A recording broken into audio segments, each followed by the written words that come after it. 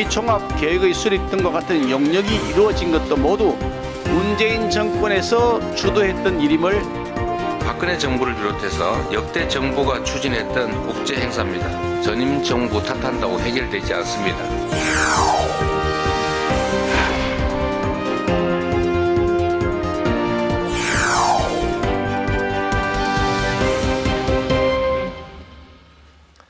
정부의 단속에도 보이스피싱이 여전히 기승을 부리고 있습니다. 피해 규모가 5년간 3조 원에 달하는데요. 최근엔 자영업자를 노린 신종 사기까지 벌어지면서 특단의 대책이 필요한 상황입니다. 한국금융연구원장을 역임한 경제 전문가 윤창현 국민의힘 의원을 모시고 신종 사기 수법을 막을 대안이 무엇인지 같이 알아보는 시간을 갖겠습니다. 안녕하십니까, 의원님? 반갑습니다. 의원님 반갑습니다. 네. 지난달 그 신종 보이스피싱 근절을 위한 통신 사기 피해 환급법 개정안을 이제 대표 발의하셨는데 구체적으로 이게 어떤 내용이고 또 법안을 발의하게 된 계기가 어떤 건지 먼저 좀 들어보겠습니다. 보이스피싱 기법이 뭐 자꾸 더 날로 지능 고도화하고 있습니다. 네. 그 중에 이제 또 하나 이제 새로 나온 그 유형이 그 엉뚱한 사람을 저 범죄자로 모는 형태로 해서 그 사람을 이제 이용해 먹는 이런 그 기법인데요. 네. 그 A한테 A를 속여서 B한테 송금해라. 근데 B는 A랑 아무 상관없어요. 이 범죄자하고도. 네. 엉뚱한 사람한테 송금을 하게 만드는 거예요. 저 계좌 번호가 알려지면은. 네. 그러면 이제 뭐 자영업자라든가 이런 분은 계좌번호가 좀 알려지고 그러잖아요. 뭐 네. 송금도 할 수 있고. 네. 그럼 이제 A가 이 B한테 송금을 하는데 B를 갖다가 이제 A의 피해자가 되고 B를 나의 공범으로 몰아버리는 거죠. 범죄자로 오인할 수 있는 거군요. 오인하게 만드는 네, 거죠. 네. 그래가지고 B는 아무런 문제가 없이 잘 하고 있었는데 어느 날 이게 범죄에 이용된 계좌다 이래가지고서 갑자기 자기 계좌가 동결이 돼 버리는 거죠. 전혀 모르는 상태에서. 그러니까 B가 이제 또 한 명의 피해자가 되는 거군요. 그런데 A는 B를 이제 가해자라고 생각하게 되고, 네. 그리고 범죄자는 B 자영업자 이분을 이용을 해서 그러면 네가 계좌가 지금 묶여 있으니까 돈 얼마 내면 내가 풀어줄게. 이런 식으로. 그게 이제 신종 사기 수법이군요. 그렇죠. 네. 그러니까 참 억울한 거죠. 자기는 모르고 있었는데 갑자기 자기 계좌가 네. 범죄 이용이 되더니 은행에서 이거를 가지고 근거로 해서 이걸 묶어버리는 겁니다. 그러면 이제 그 다음에 자기가 정상적인 경제 활동을 할 수가 없게 되잖아요. 그 안에 돈도 들어있고. 그렇다면 이 개정안은 누구를 구제할 수 있는 건가요?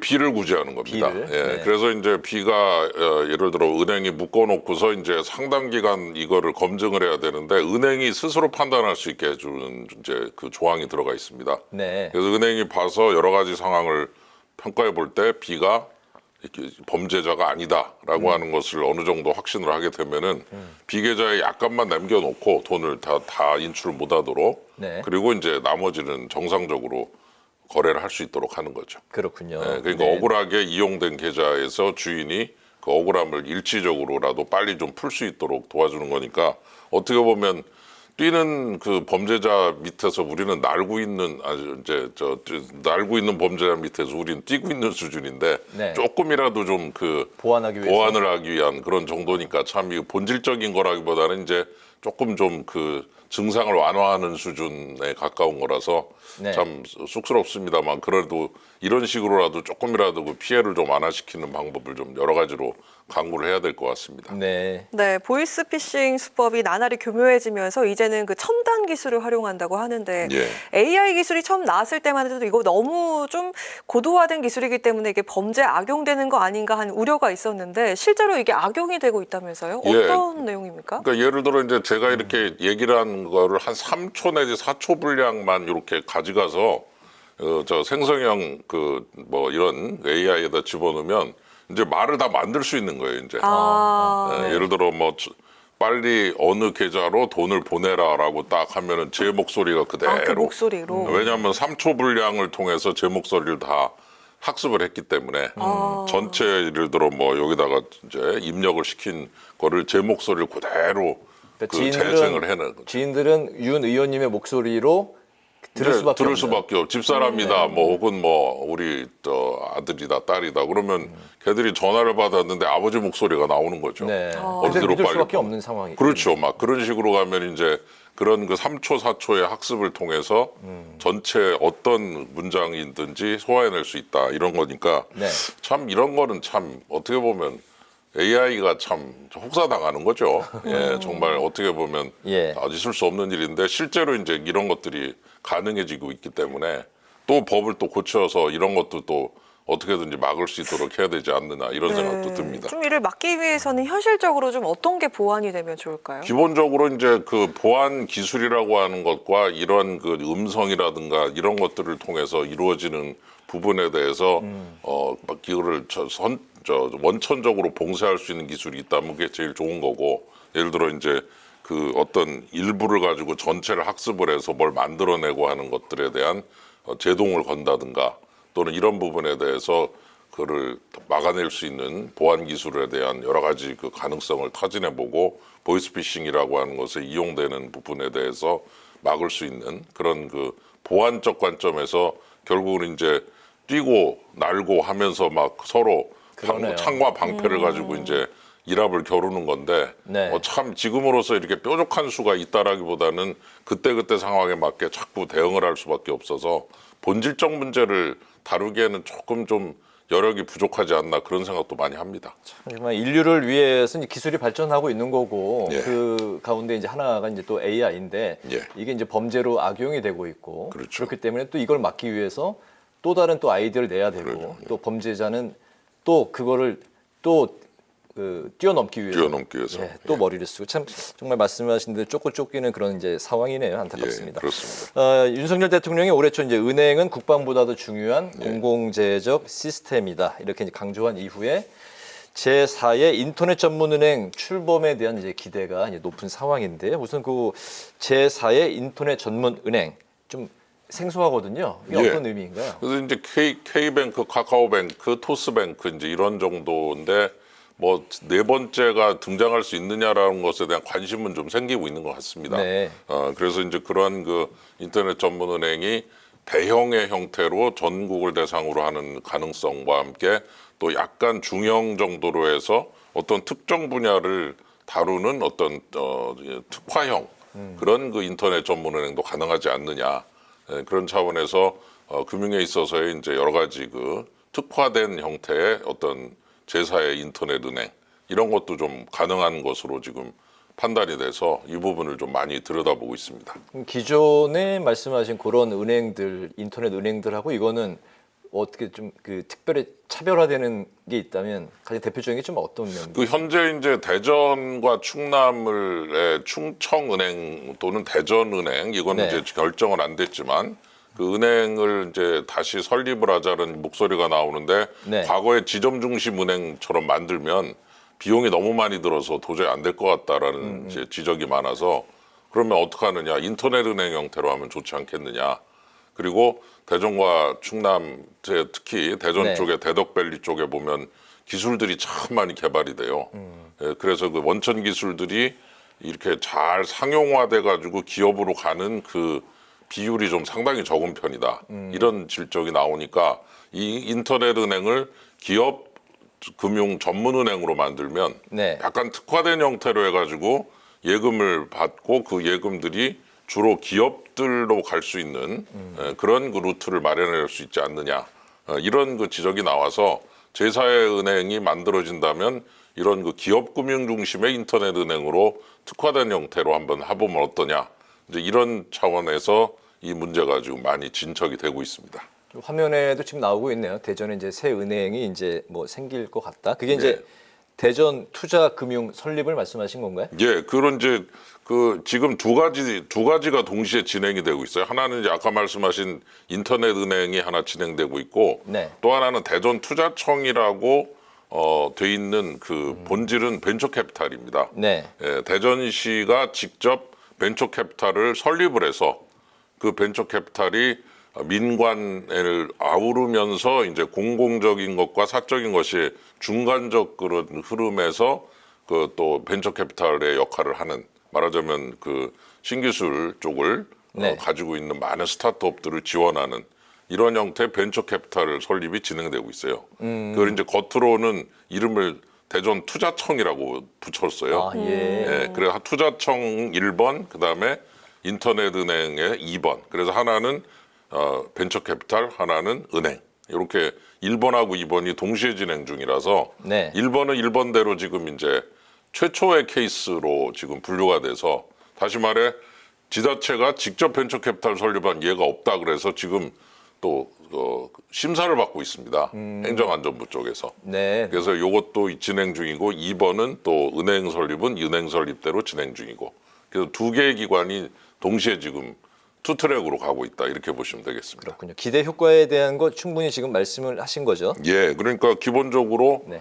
스타트업과 기술들이 있는데 거기에 인력과 자본이 결합이 돼야 되는데 인력까지도 괜찮고 기술도 좋은데 금융이 좀 너무 부족해서 네. 상용화되지 못하는 그런 경우를 이런 금융의 힘으로 한번 새로운 기업들을 많이 만들어낼 수 있는 동력을 만들어 보자.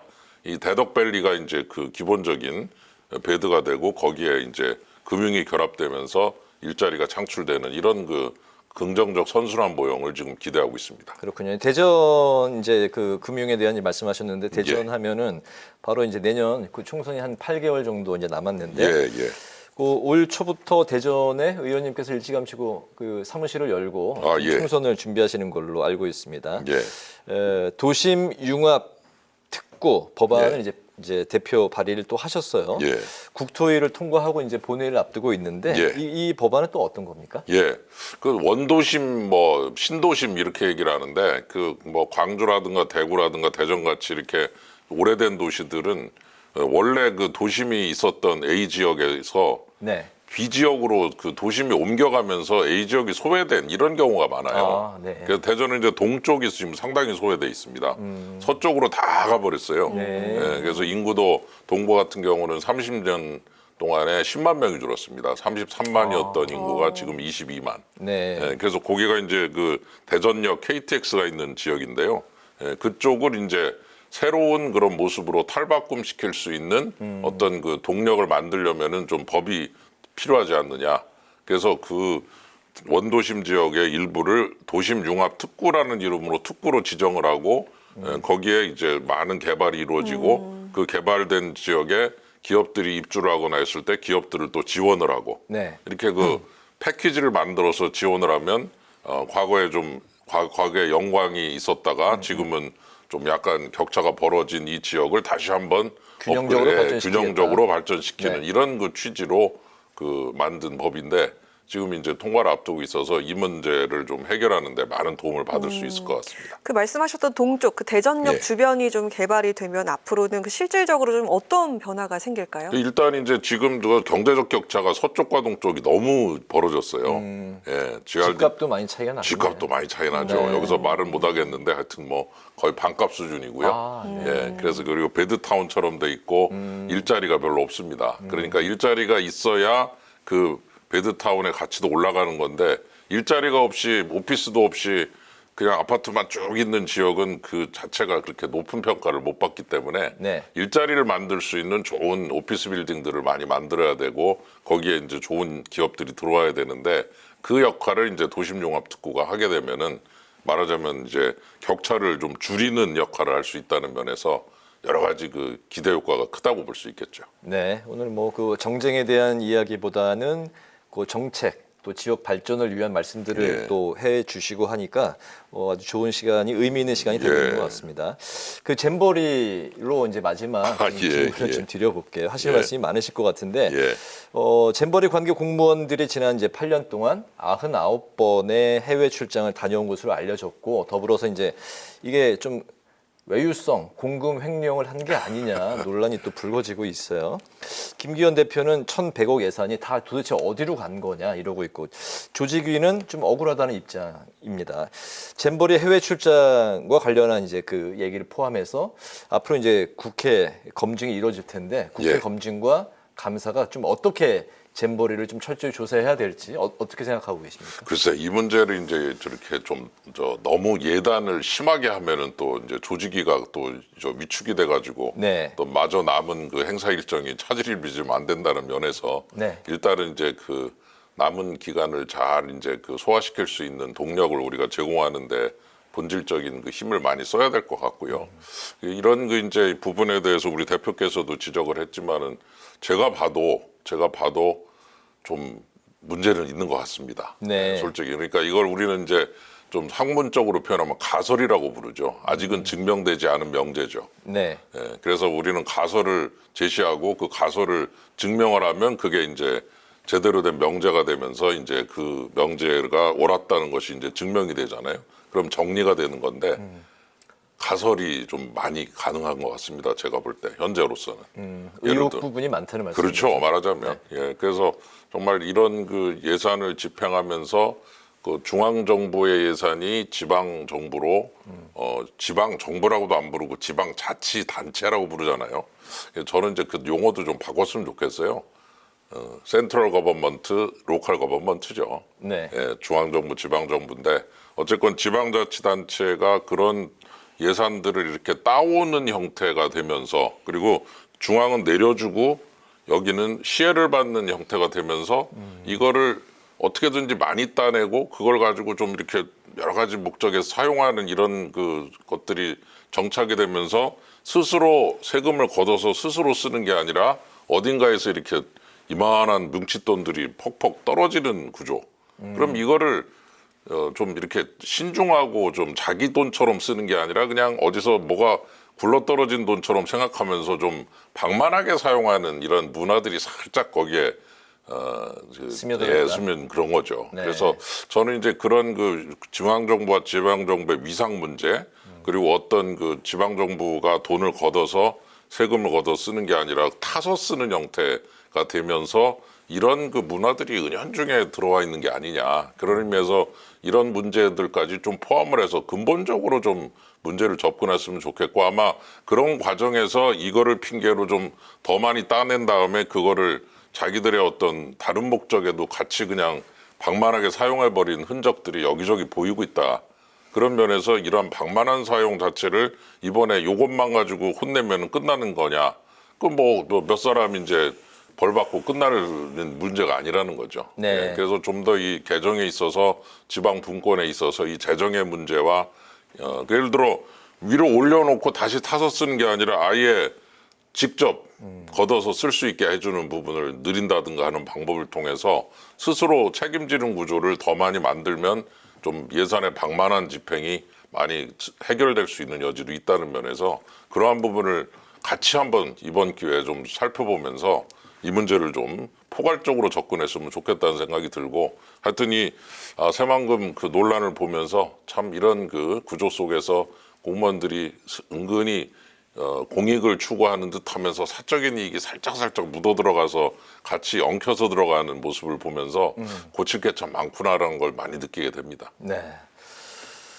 지방에서 이제 그 행사가 진행이 되는데 이제 그 전 국가적으로 오래전부터 이제 기획했던 이제 그런 예. 행사이기 때문에 예. 지자체의 예산과 이제 국가 중앙 정부의 이제 예. 예산 이게 이제 어떻게 그 행사의 예산으로 형성을 해야 될지 확보를 해야 될지 그런 문제도 아주 중요하게 다시 한번 재검토할 시기가 됐다. 예. 그래서 그리고 네. 좀 더 자율적으로 스스로 그 세금을 걷고 쓰게 하는 말하면 걷어서 올리면 그걸 이제 중앙정부에서 시혜적으로 내려주는 이런 구조를 좀 많이 줄여놓으면은 스스로 그 지자체 내에서 걷고 쓰는 것들이 잘 정착되면은 자기 돈 쓰듯이 조금 아까워하면서 쓸 수도 있는 거거든요. 네. 근데 위에서 그냥 내려오면은 내 돈 같지가 않고 남의 돈 같으니까 좀 방만하게 쓰게 되는 이런 구조들이 여기저기에 스며들어가 있어요. 그래서 저는 이 부분이 여기에도 분명히 나타났다라고 보고 뭐 일부 뭐 항만이다 뭐 네. 이런 걸 예타 면제하는데도 이 잼버리 대회가 핑계로 사용이 돼서 뭐 거의 10조 가까운 돈이 지금 또 그 따로 이제 그 SOC 쪽으로 흘러갔다는 이런 분석도 지금 나오고 있거든요. 예, 그런 부분도 어떤 그 행사를 빌미로 해서 네. 더 주변적인 것까지 막 그냥 끌어당겨서 그냥 방만하게 사용하는 이런 집행, 이런 것들 자체를 좀 한번 뒤집어서 봐야 되는 때가 온 게 아니냐. 그래서 이 부분을 좀 지방과 정부의 관계 속에서 재정의 문제를 본질적인 관점에서 좀 봐야 되지 않느냐, 이런 생각이 듭니다. 알겠습니다. 오늘 국회 라이브 6 파워 인터뷰는 지금까지 윤창현 국민의힘 의원과 함께 신종 보이스피싱을 막기 위한 해법 그리고 잼버리 예산 논란에 대해서 어떤 검증이 필요한지 자세한 이야기를 나눠봤습니다. 금융하면은 딱딱하고 좀 어렵게 생각하는데 오늘 좀 편안하고 쉽게 설명해 주셔서 아주 그냥 머릿속에 쏙쏙 들어오고 잘 들었습니다. 감사합니다. 감사합니다. 고맙습니다.